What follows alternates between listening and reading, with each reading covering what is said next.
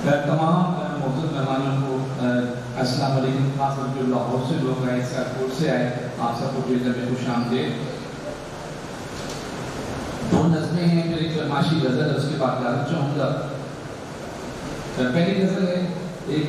दुआ के उन्वान से। सभी निगाहें आसमां पर, हर एक लब पर यही दुआ है, चले वो ठंडी हवाएं जिनसे फिजा में गर्मी का जोर टूटे, कहीं से आए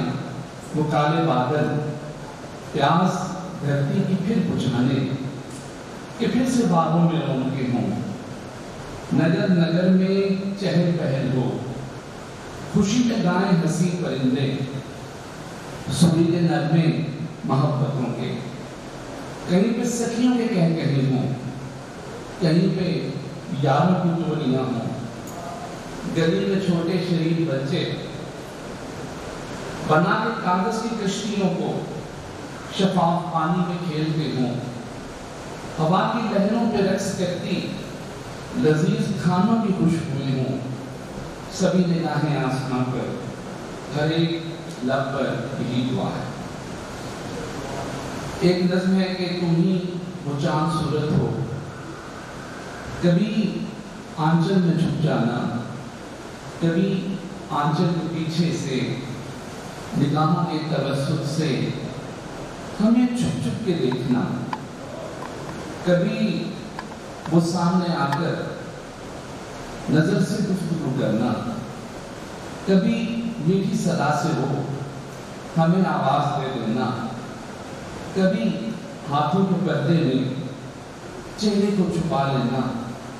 तुम्हारी हर अदा बस एक नन्ही सी शरारत है,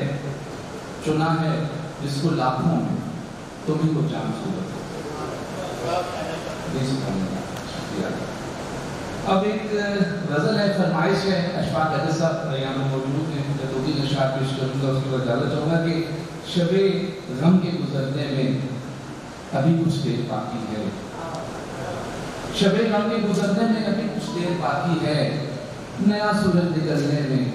अभी कुछ देर बाकी है, और उदासी और सन्नाटा वही कमरे की तन्हाई, उदासी और सन्नाटा वही कमरे की तन्हाई, तबीयत के पहलने में अभी कुछ देर बाकी है, और ये मेरे प्यार की कश्ती जो गहरे पानियों में है, ये मेरे प्यार की कश्ती जो गहरे पानियों में है, इससे बचकर निकलने में अभी कुछ देर बाकी है, और खुले कैसे संवारो तुम अभी अपने ही हाथों से, खुले कैसे संवारो तुम अभी अपने ही हाथों से, मेरे हाथों संवरने में अभी कुछ देर बाकी है। और